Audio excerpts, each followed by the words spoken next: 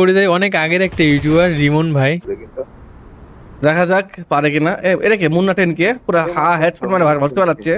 তো ম্যাচের শুরুতে একটা প্লেয়ার আমাকে ইমোট দেখাচ্ছে, তার এমন ইমোট দেখানোর কারণটা দেখায়। প্রথম ফাইটে এখানে একটাকে মেরে ওয়াইপ আউট করে দিই, তারপর আরেকটাকেও নক করে দিই। আশেপাশে এনিমি আছে কিনা দেখতেছিলাম, পরে ওই ইমোট দেখানো প্লেয়ারটা আমার টিমমেটকে ওয়ান ট্যাপ দিয়ে দেয়। এরপর আমিও তাকে নক করে দিই, প্লেয়ারটার নামটা মনে রাখবেন। এর কিছুক্ষণ পরে ওই প্লেয়ারটার টিমমেটকে নক করে দিই। তারপর এখান থেকে রাশ করে দিই, রাশ করে একটা মেয়েকে নক করে দিই। এখানে আরো দুইটা এনিমি ছিল, তো তাদেরকেও নক করার চেষ্টা করি।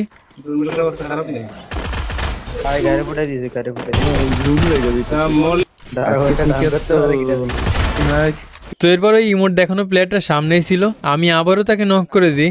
তার আরো টিমমেট সামনেই ছিল, যে জন্য রিভাইভও পেয়ে যায়। এখানে সামনে একটা এনিমি একা ছিল, যার জন্য সুযোগ বুঝে নক করে দিই। এটাকে নক করার পর ভাবলাম সামনে ওদের এইচ হয়তো লো, এই জন্য রাশ করে দিই। আর রাশ করে এখানে নক হয়ে যায়। এরপরই কিন্তু আমাকে ইমোট দেখায়। তো এইসব ফাইটের ভিতর বুঝতে পারি ম্যাচের ভিতর আরেকটা ইউটিউবারও আছে। টিজি আর মুন্না 10 কে বুঝছে না রিয়েলটা। আর দুর্ভাগ্যবশত ওই ইউটিউবারটার কাছে রিমন ভাইয়ের স্কোর শেষ হয়ে যায়, যার জন্য রিমন ভাইয়ের সাথে আর ফাইট হবে না। ভাবলাম এই ইউটিউবারটার সাথে হয়তো ফাইট হবে, এই আশায় ছিলাম। সামনে এনিমি ছিল, একটাকে রাশ করে অন ট্যাপ দিয়ে দিই। এরপর একটা এনিমি আমার টিমমেটকে নক করে দেয়, আমিও সাথে সাথে রিভেঞ্জটা নিয়ে নিই। এরপর আমি ওই ইউটিউবারটাকে খুঁজেই পাচ্ছিলাম না, তাদের সাথে কি হয়েছিল সেটা দেখেন।